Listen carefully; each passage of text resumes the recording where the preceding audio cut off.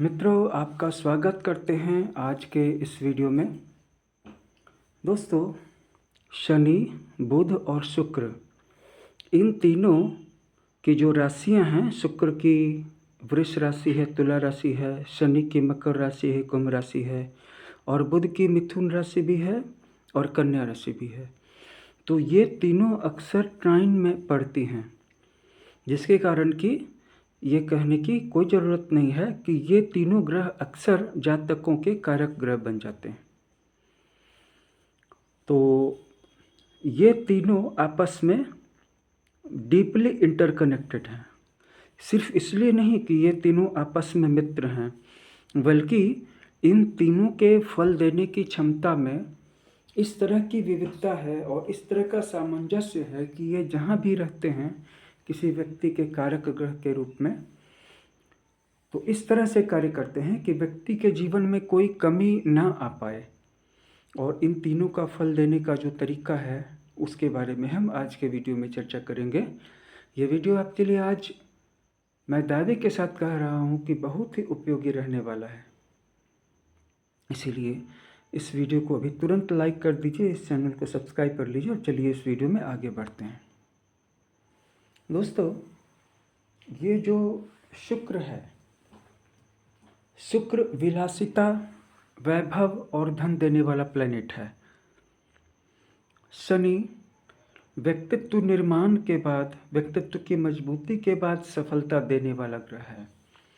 और बुध जो है पढ़ाई लिखाई से संबंधित क्षेत्रों में, इसी रिसर्च से संबंधित क्षेत्रों में जहाँ पे कि इंटेलिजेंस की ज़रूरत पड़ती है, उसको सपोर्ट करने वाला प्लैनेट है।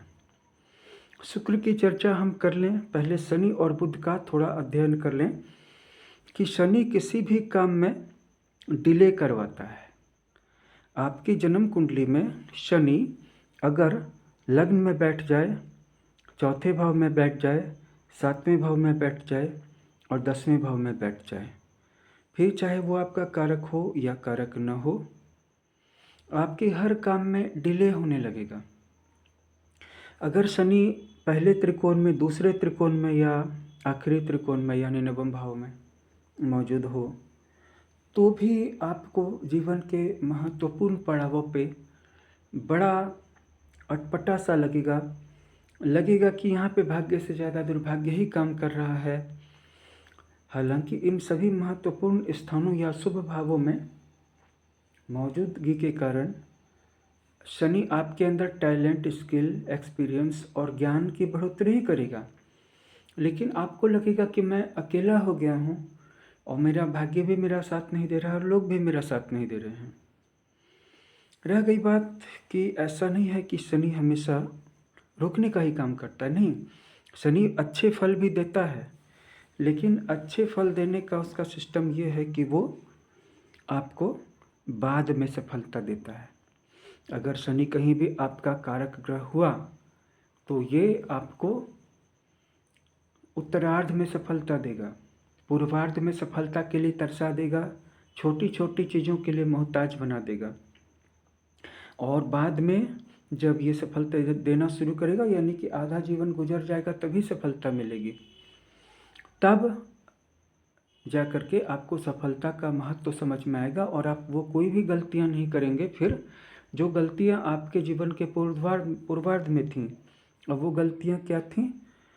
आलस्य, फोकस का नहीं होना, सेल्फ कंट्रोल नहीं होना, सेल्फ डिसिप्लिन नहीं होना, समय पे कार्य पूरे नहीं करना, जीवन में कोई ओरिएंटेशन, कोई गोल सेट ना होना, और साथ ही साथ व्यर्थ का चिंतन, ओवर थिंकिंग और दूसरों के फेथ पर, दूसरों के ट्रस्ट पर, दूसरों की लॉयल्टी पे सवाल उठाना, शक करना और षड्यंत्र में उलझे रहना।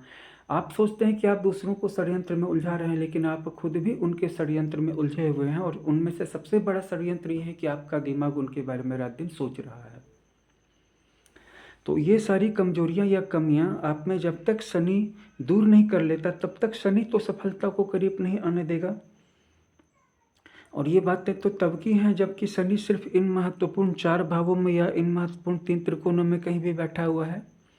और अगर शनि आपका कारक ग्रह ठहर गया, क्योंकि अगर शनि किसी भी त्रिकोण का स्वामी हो गया तो बुध और शुक्र नेचुरली अदर 2 त्रिकोण के ट्राइन्स के स्वामी हो जाएंगे और ये तीनों मिलकर के आपकी भलाई करने की कोशिश करेंगे। तो उस सिचुएशन में शनि बुध और शुक्र तीनों मिलकर के आपके जीवन को ऊपर उठा देंगे और आपके जीवन में तमाम तरह के धन धान्य सुख संपत्ति खुशी सफलता मैत्री रिलेशनशिप पर्सनैलिटी हर चीज़ के ग्लैमर से हर चीज़ के सक्सेस से हर चीज़ की फुलफिलमेंट से आपको भर देंगे, आपकी झोली भर देंगे। लेकिन शनि देर से सफलता देगा आधे जीवन के बाद में। और अगर शनि कहीं कारक ग्रह ठहर गया तो जब इसकी दशा आएगी तो आपको सफलता मिलेगी, लेकिन उस दशा में भी शुरू में नहीं सफलता मिलेगी, बल्कि वो दशा जब समाप्त होने की होगी तब बड़ी सफलताएं आएंगी। अब देखिए बुध इसके ठीक विपरीत क्या करता है। बुध बाल स्वभाव का ग्रह है, इसीलिए बुध आपको अपनी दशा के शुरुआत में ही अच्छा फल दे देगा, उझल देगा। मैंने अनेक सारे लोगों की जन्म कुंडली देखी कि बुध उनका कारक था, लग्नेश था, किसी केंद्र स्थान का स्वामी था या त्रिकोण का स्वामी था और वेल पोजिशन था। इसीलिए जब उसकी दशा शुरू हुई तो ऐसे व्यक्तियों के जीवन में अचानक से बहुत ज़्यादा धन की बारिश सी हो गई, खजाना सा खुल गया।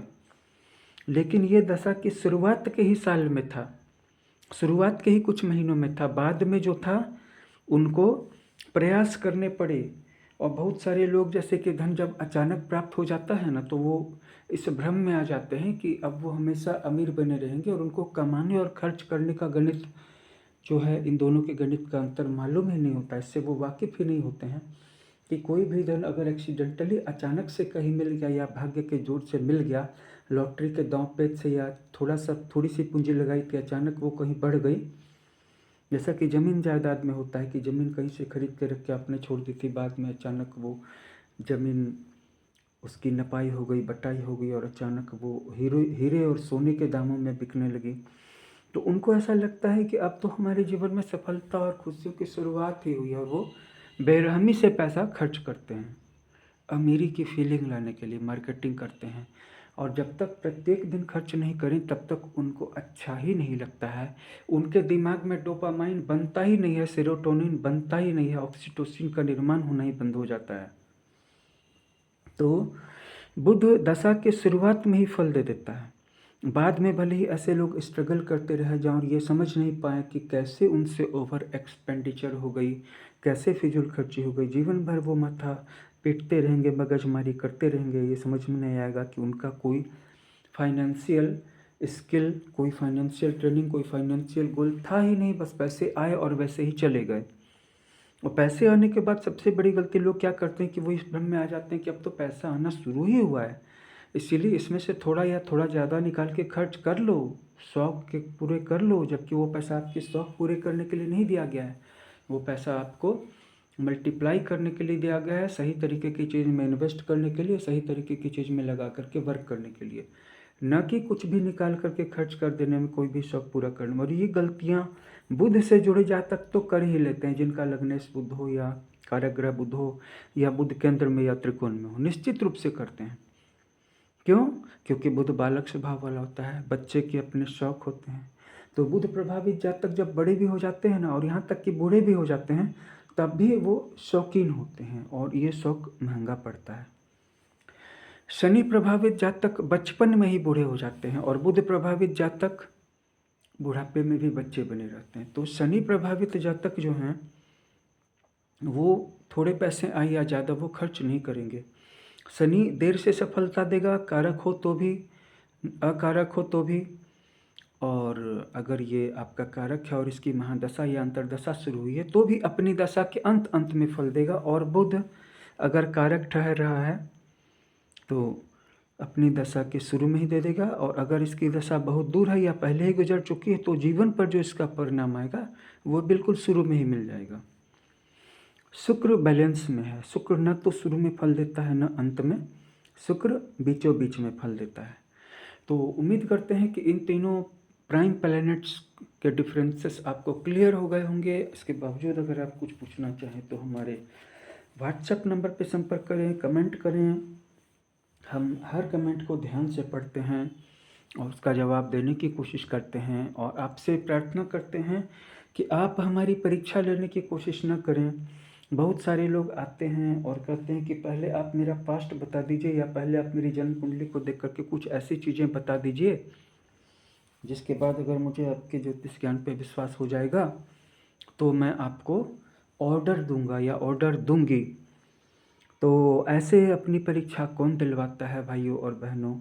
अगर आपको हम परीक्षा देंगे अपनी तो फिर आप और दूसरी कड़ी परीक्षाओं में हमें बैठा देंगे और फिर इस परीक्षा का कभी अंत ही नहीं होगा। अगर हमारे वीडियो से आपको पता नहीं चल पा रहा है तो परीक्षाओं में बैठने से क्या पता चल पाएगा। रह गई बात एक दो सवालों के जवाब तो हम वैसे भी देते ही हैं।